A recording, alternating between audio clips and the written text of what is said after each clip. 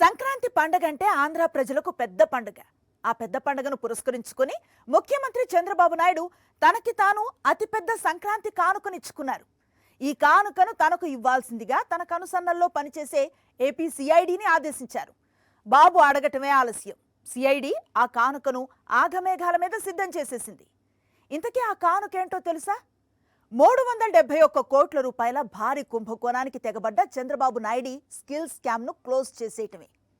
Case close చేసేలా కేసులో ఎలాంటి ఆధారాలు లేవంటూ సిఐడి చిలుకు చేత చెప్పించారు చంద్రబాబు. నిజానికి స్కిల్ స్కామ్ జరిగిందని, 100 కోట్ల అక్రమం చోటు చేసుకుందని, ఆ నిధులు డొల్ల కంపెనీల ద్వారా చేతులు మారాయని కేంద్ర దర్యాప్తు సంస్థ అయిన ఈడీనే నిర్ధారించింది. దాని ప్రకారమే నాటి సిఐడి కేసు కట్టింది. ప్రాథమిక సాక్ష్యాధారాలు పరిశీలించిన తర్వాతే ఏసీబీ కోర్టు చంద్రబాబును జైలుకు పంపింది. చిత్రంగా ఇప్పుడు అదే సిఐడి అబ్బే ఆధారాలు లేవంటూ నాలిక మడత పెట్టింది. పండగకు ముందు చంద్రన్నకు సంక్రాంతి కానుక అందించింది సిఐడి. దీనిపైనే ఇవాల్టి మ్యాగజైన్ స్టోరీ. సంక్రాంతి పండగొస్తే ప్రజలకు కొద్దిపాటి సరుకులతో చంద్రన్న కానుక ఇచ్చేవారు చంద్రబాబు గతంలో. ఈసారి ప్రజలకు సంక్రాంతి కానుక ఇచ్చే ఆలోచన చేయలేదు. సంక్రాంతి పండగకి తనకు తానే ఓ మంచి సంక్రాంతి కానుక ఇచ్చుకుంటే బాగుంటుంది కదా అని చంద్రబాబుకు అనిపించింది.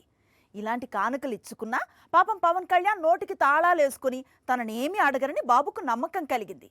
అధికారం చేతుల్లో ఉన్నప్పుడే తన అవినీతి కేసులను క్లియర్ చేసేసుకోవాలన్న ఐడియా తట్టింది. 371 కోట్ల రూపాయల కుంభకోణంలో తనపై తదుపరి విచారణలు, జైలు శిక్షలు లేకుండా చేసుకోవటానికి ఏపీ సిఐడిని టూల్గా వాడుకున్నారు. చంద్రబాబు అవినీతికి ఆధారాలు లేవన్న సిఐడి నివేదికతో ఏసీబీ కోర్టు ఈ కేసును కొట్టేసింది. అయితే దీన్ని ఇలా వదిలిపెట్టే ప్రసక్తి లేదని, దీనిపై పై కోర్టుల్లో న్యాయ పోరాటం చేస్తామని వైఎస్ఆర్ కాంగ్రెస్ హెచ్చరించింది. ఏపీ ముఖ్యమంత్రి చంద్రబాబు నాయుడు జీవితంలోనే ఈ సంక్రాంతి అత్యంత సంతోషదాయకమైన సంక్రాంతిగా మిగిలిపోవచ్చు. ఎందుకంటే ఈ సంక్రాంతి పండుగకు ముందే చంద్రబాబు నాయుడు గతంలో తాను అడ్డంగా దొరికిపోయిన ఓ పెద్ద అవినీతి కేసును నీరుగార్చేలా చేసుకున్నారు. ఏపీ సిఐడిని అడ్డుపెట్టుకుని తన కనుసన్నల్లో వారిని నడిపించి 371 కోట్ల రూపాయల అవినీతి జరిగిన స్కిల్ స్కామ్ కేసును క్లోజ్ చేయించుకున్నారు చంద్రబాబు. అధికారంలో ఉంటే తమపై ఉన్న అవినీతి కేసులను తామే లేకుండా చేసుకోవచ్చునని యావత్ దేశానికి చంద్రబాబు నాయుడు ఒక దారి చూపిస్తున్నారు. ఇలాంటి అడ్డదారులు తెలియకే పాపం బీహార్ మాజీ ముఖ్యమంత్రి లాలూ ప్రసాద్ యాదవ్ జైలు ఊచలు లెక్క పెడుతూ ఉండాల్సొచ్చింది. లాలూయే కాదు, యూపీఏ 2లో వెలుగులోకి వచ్చిన అనేక అవినీతి కేసుల్లో నిందితులుగా ఉన్న వివిధ పార్టీల రాజకీయ నేతలంతా కూడా జైళ్లకు వెళ్లాల్సొచ్చింది. వారిలో ఏ ఒక్కరూ కూడా తమపై ఉన్న కేసులను తామే క్లోజ్ చేయించుకోవచ్చునని కనీసం ఆలోచన కూడా చేయలేకపోయారు. మాట్లాడితే నేను నిప్పు అంటూ చాలా నిజాయితీ నటించే చంద్రబాబు నాయుడు గత ఏడాది ఏపీ ముఖ్యమంత్రి అయిన తర్వాత ఎన్నికల హామీలను, ప్రజా సంక్షేమాన్ని గాలికి వదిలేశారు. 2014 నుండి 2019 వరకు తాను ముఖ్యమంత్రిగా ఉన్న సమయంలో తాను చేసిన అవినీతి కార్యకలాపాలకు సంబంధించిన కేసులన్నింటినీ క్లోజ్ చేయించుకోవడంపైనే ఆయన దృష్టి పెట్టారు. గత ఏడాది నవంబర్ నుంచి ఇప్పటి వరకు 8 అవినీతి కేసులను చంద్రబాబు నాయుడు క్లోజ్ చేయించేసుకున్నారని వైఎస్ఆర్ కాంగ్రెస్ పార్టీ ఆరోపిస్తోంది. ఈ ప్రభుత్వం వచ్చిన తర్వాత ఇంచుమించుగా ఆయన మీద ఉన్న 8 కేసులు ఎత్తేశారు. Assigned lands case final report filed and closed as mistake of facts on 25th November 25. Mistake of facts అది కూడా. స్కిల్ డెవలప్మెంట్ కేసు నిన్న తీసేశారు, 12 January 2026. అలాగే ఇన్నర్ రింగ్ రోడ్ కేసు ఇవాటి వరకు ఫైనల్ రిపోర్టు ఫైల్ చేయలే. లిక్కర్ కేసు 2023లో వేసిన liquor case 1/12/2025 తీసేశారు, పోయిన ఏడాది. అదేవిధంగా మైనింగ్ కేసు దాన్ని కూడా 27/10/2025 తీసేశారు. ఎస్ఐన్స్ ల్యాండ్స్ మీద మాజీ ఎమ్మెల్యే గారు ఆళ్ల రామకృష్ణారెడ్డి గారు వేసిన కేసు ఇప్పుడు హైకోర్టులో స్క్వాష్ పిటిషన్ కూడా పెండింగ్ ఉంది. గతంలో 3 పర్యాయాలు ముఖ్యమంత్రిగా ఉన్న చంద్రబాబు నాయుడిపై ఉన్న అవినీతి కేసులు అన్నీ ఇన్ని కావు. అవినీతికి పాల్పడ్డం, అడ్డంగా దొరికిపోవడం, ఆ వెంటనే తనపై విచారణ జరగకుండా అడ్డుకోవడానికి కోర్టులకెక్కి స్టేలు తెచ్చుకోవడం చంద్రబాబు నాయుడి మోడస్ ఆపరేండి. ఇలా ఏకంగా 26 కేసుల్లో ఆయన స్టేల మీదనే స్వేచ్ఛగా జీవిస్తున్నారు. ఆ కేసుల విచారణ మొదలైతే చంద్రబాబు నాయుడు తన జీవితాంతం కటకటాల వెనకే ఉండాల్సి వస్తుందని న్యాయరంగ నిపుణులే అంటున్నారు. ఆయన నిజంగానే నిప్పు అయితే, ఏ తప్పు చేయకపోతే విచారణను అడ్డుకోవడానికి స్టేలు ఎందుకు తెచ్చుకుంటున్నారని విశ్లేషకులు ప్రశ్నిస్తున్నారు. అంతెందుకు, ఇప్పుడు ఆయన తాజాగా క్లోజ్ చేయించుకున్న స్కిల్ స్కామ్ పై సుప్రీంకోర్టులో విచారణ పూర్తి కాలేదు. 53 రోజుల పాటు జైల్లో ఉన్న చంద్రబాబు నాయుడు తనకు రకరకాల ఆరోగ్య సమస్యలు ఉన్నాయని, భయంకరమైన రోగాలతో బాధపడుతున్నానని వైద్యుల చేత సర్టిఫికెట్లు తెచ్చుకుని వాటి ఆధారంగా బెయిల్ తెచ్చుకున్నారు. అంతేకాని ఆయనకు ఏ కోర్టు క్లీన్ చిట్ ఇవ్వలేదు. ఇప్పుడైనా ఏపీసీఐడి ఈ కేసులో ఆధారాలు లేవని నివేదిక ఇవ్వడంతోనే బహుశా ఏసీబీ కోర్టు కేసును క్లోజ్ చేసి ఉండొచ్చని న్యాయరంగ నిపుణులు అంటున్నారు. ఒకవేళ చంద్రబాబు నాయుడు నిజంగానే తాను నిజాయితీ పరుణ్ణని భావిస్తే, ఎలాంటి అవినీతికి పాల్పడలేదని నమ్మితే కోర్టులో విచారణ ఎదుర్కొని నిరూపించుకోవాలని వైఎస్ఆర్ కాంగ్రెస్ హితవు పలుకుతోంది. ఈరోజు దీన్ని చూస్తూ వైఎస్ఆర్ కాంగ్రెస్ పార్టీ గమ్మగుండదు. తప్పకుండా కోర్టులను ఆశ్రయిస్తాం. ఈ రకమైనటువంటి విత్డ్రాయల్ ఆఫ్ కేసెస్ను, ఈ రకంగా దోపిడీ చేసేటువంటి వ్యక్తులు తప్పించుకుపోయేదానికి ఏ రకంగా కూడా సహకరించము. ఇది మాత్రం చాలా క్లియర్గా గుర్తుపెట్టుకోండి. అధికారం ఉందని చెప్పి మీరు చేసేటువంటి అవినీతిని మీరే పక్కన క్లీన్ చిట్ ఇచ్చుకొని ఆ కేసును పక్కదావ పెట్టడం ఇది చాలా విడ్డూరంగా ఉంది. ఇది ప్రజాస్వామ్యంలో చాలా తీవ్రమైనటువంటి అభ్యంతరకరమైనటువంటి చర్య. దీన్ని వెంటనే విత్డ్రా చేసి మీకు నిజంగా నిర్దోషులైతే కోర్టులో ప్రూవ్ చేసుకోండి. ఆ జరిగినటువంటి సిఐడి ఇన్వెస్టిగేషన్స్ అన్ని తప్పని కానీ, లేకుండా అంటే సిట్ చేసేటువంటి విచారణ తప్పని చెప్పి కానీ కోర్టులో ప్రూవ్ చేసుకోవాల్సింది తప్పితే మీ మీద వచ్చినటువంటి అభియోగాలు మీరే ప్రభుత్వంలో ఉండి దాన్ని మాఫీ చేసుకోవడం అనేది చాలా అభ్యంతరకరం. 2014లో ముఖ్యమంత్రి కాగానే అమరావతి ముసుగులో భూకుంభకోణానికి తెగబడ్డారు చంద్రబాబు నాయుడు. ప్రత్యేకించి అసైన్డ్ భూములను సైతం చట్ట విరుద్ధంగా తమ నేతల చేత కొనుగోళ్లు చేయించి రియల్ ఎస్టేట్ స్కామ్ కు తెరతీశారు. ఆ తర్వాత ఫైబర్ నెట్ కుంభకోణంలో దొరికారు చంద్రబాబు నాయుడు, ఆయన తనయుడు Lokesh. Amaravati inner ring road alignment లోనూ భారీ కుంభకోణానికి పాల్పడ్డారు. లిక్కర్ స్కామ్ ఉండనే ఉంది. వేల కోట్ల రూపాయల దోపిడీ జరిగిన లిక్కర్ స్కామ్ ని కూడా ఆయన క్లోజ్ చేయించేసుకున్నారు. ఇలా ఒకటి కాదు, తనపైన తన పార్టీ నేతలపైన ఉన్న అవినీతి కేసులను ఒకదాని తర్వాత ఒకటిగా చంద్రబాబు నాయుడు క్లోజ్ చేయించేసుకుంటున్నారు. అయితే ఇక్కడే చిన్న లాజిక్ మిస్ అవుతున్నారు.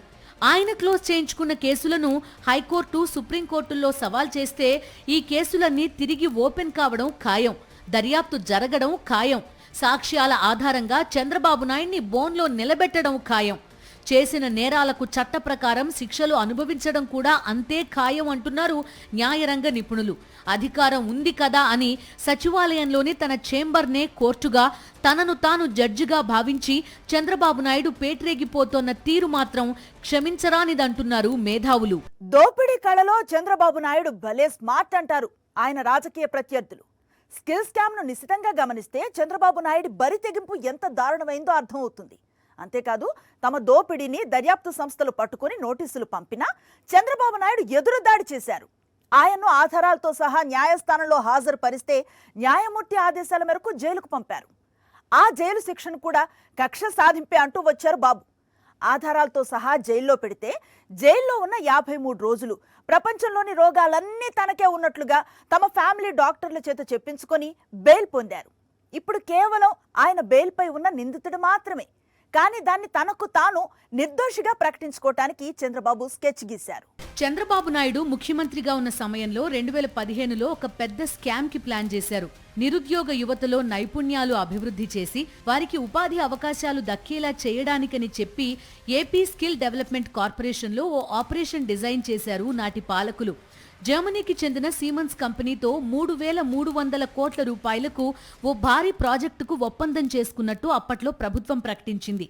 దీని ప్రకారం ఇందులో 90% నిధులను సీమన్స్ సంస్థ సమకూరిస్తే కేవలం 10% మొత్తాన్ని రాష్ట్ర ప్రభుత్వం తన వాటాగా పెట్టుబడి పెట్టాలన్నది ఒప్పందం.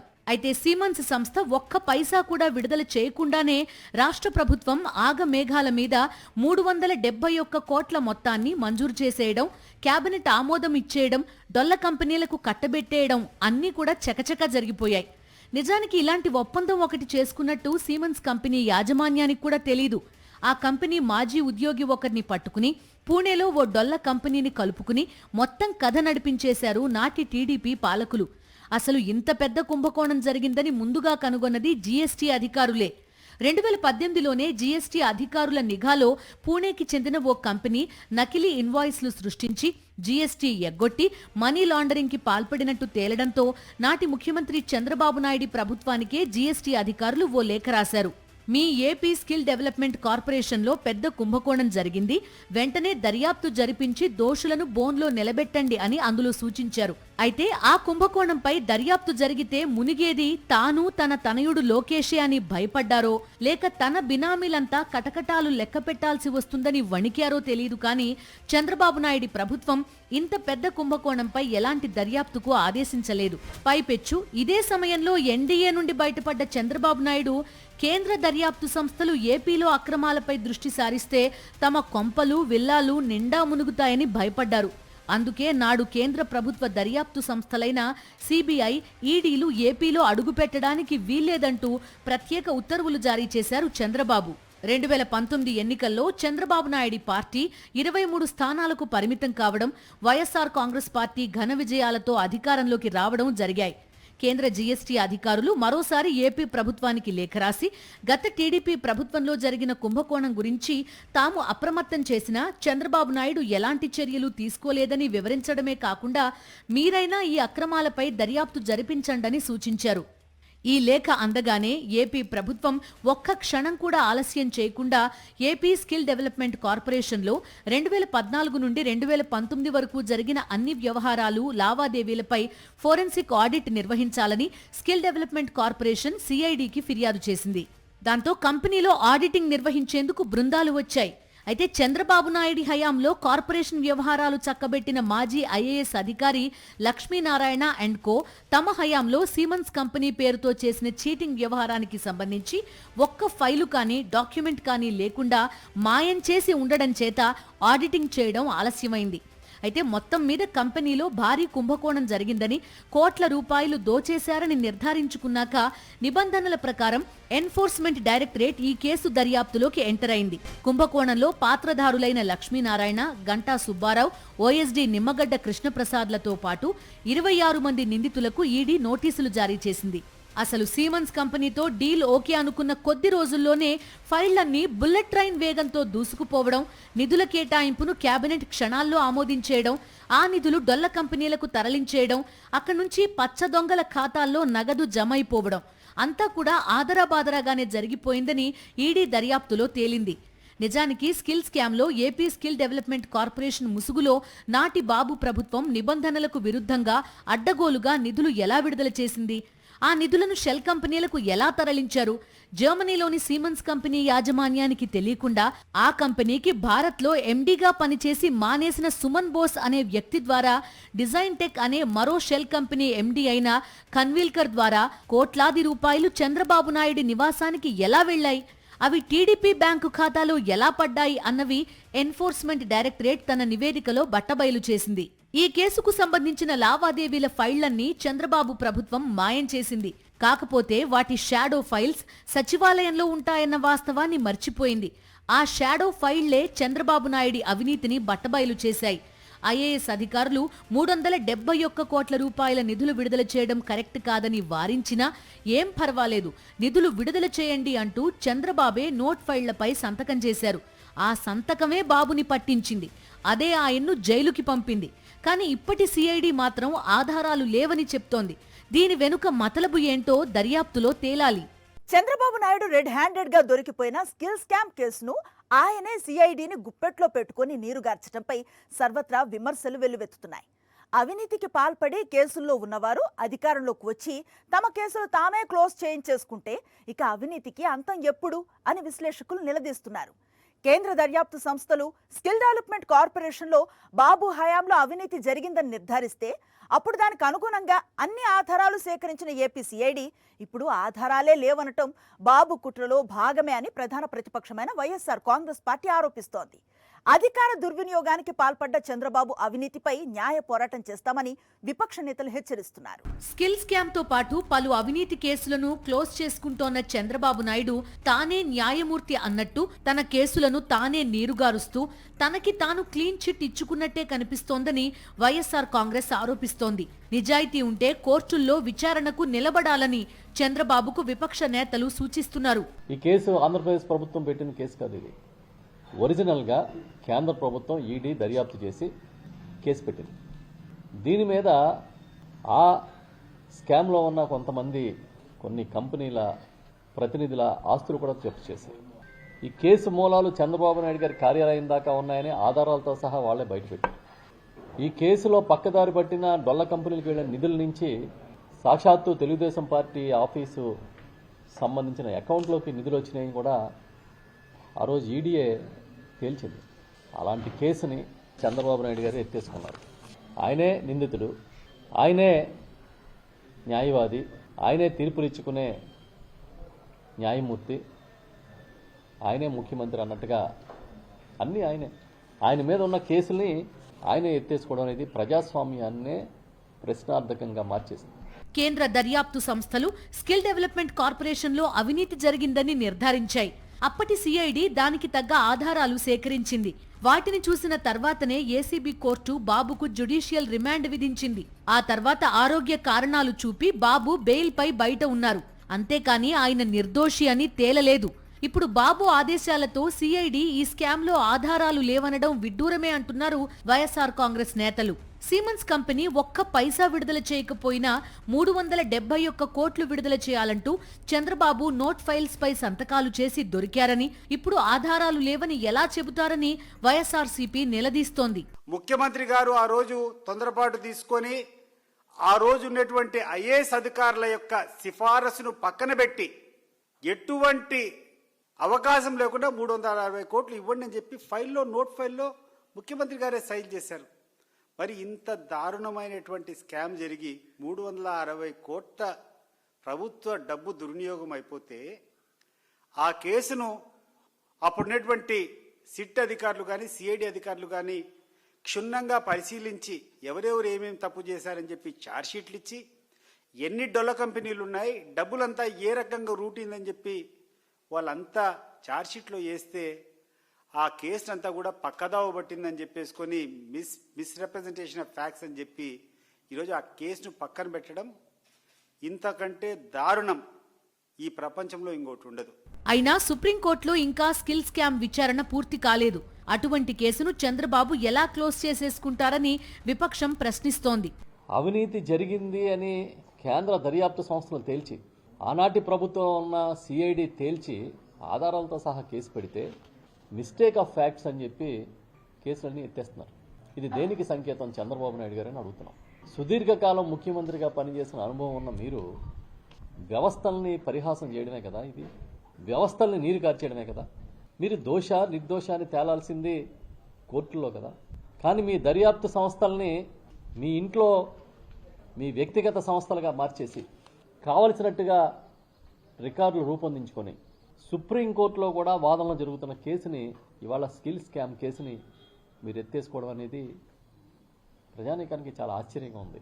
అధికారం చేతుల్లో ఉంది కదా అని చంద్రబాబు నాయుడు తనపై ఉన్న కేసులను కొట్టేసుకున్నా వాటిపై సమగ్ర దర్యాప్తు జరిపే వరకు తాము న్యాయ పోరాటం చేస్తామని వైఎస్ఆర్ కాంగ్రెస్ హెచ్చరిస్తోంది.